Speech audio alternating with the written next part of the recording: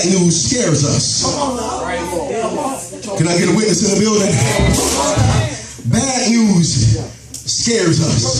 Why? Because we don't know how to react to bad news. And sometimes the worst news you can get is the news that you weren't expecting. Here it is, you praying to Jesus, asking Jesus to come heal somebody and touch your body and deliver and do all these different things. And while you praying to him, somebody else come and give you a different report than what you originally prayed about. That can scare you. So Jesus looked at Jairus and said, be not afraid. Only believe. Now what is Jairus going to believe? Believe what you asked me to begin with. Don't worry about what they just said, but you know what you asked Jesus to do. So don't worry about the bad news, Zeke, because I heard your original request. So I hope God speak to me in this place. I heard your original request, and I heard the answer that they gave you, but I hadn't yet spoken. Y'all understand what I'm saying? Too many times before Jesus can speak to our situation, we believe the word that everybody else said. And we don't give Jesus a chance to act on our behalf. But Jesus looked at Jairus and said, be not afraid. Only believe. And he suffered, 37th verse, and I'm getting to my closing. And he suffered no man to follow him, save Peter and James and John, the brother of James.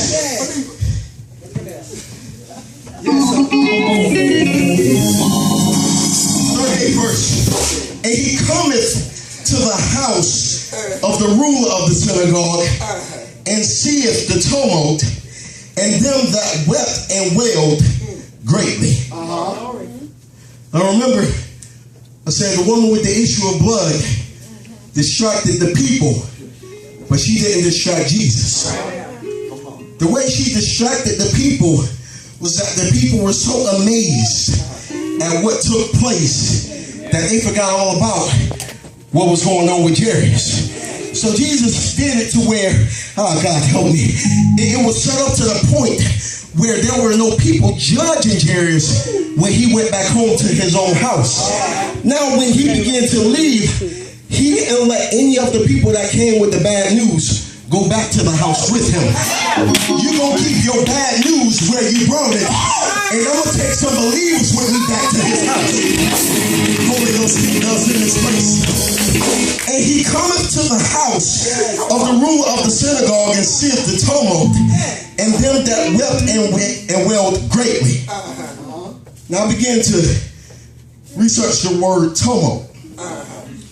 It says, a loud, confused noise, especially one caused by a large mass of people. Meaning when Jairus got to his house and Jesus got there, all they saw was a bunch of people crying and yelling and making a bunch of noise, but not helping the situation none. You in a season of your life now when you don't need a whole lot of confusion, but you don't know how to get rid of the confused people in your life. Holy Ghost speak us in this house. It's a sad thing when you go home and your house is full of confusion.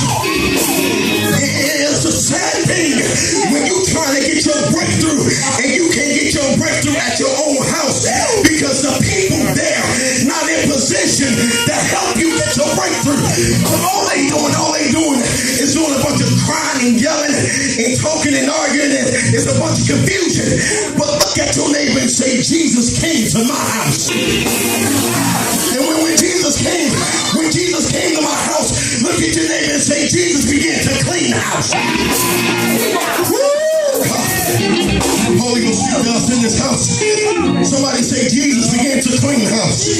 And how did Jesus clean the house? The 39th verse says, and when he was come in, meaning he went in the house, he said unto them, why make ye this ado and weep?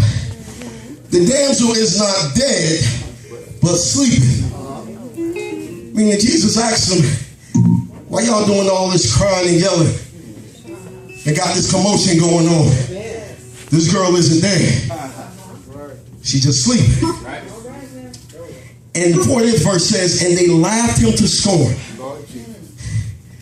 They began to laugh at Jesus.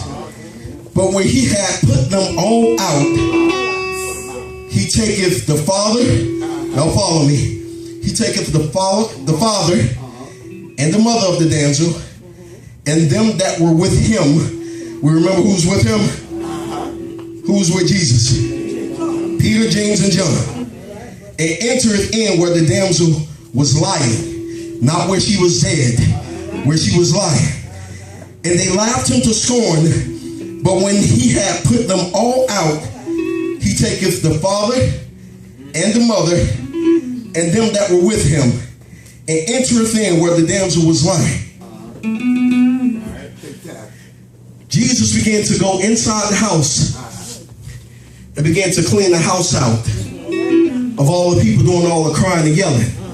And after he cleared the house out of the confusion that was there, the only thing he allowed in the house were believers.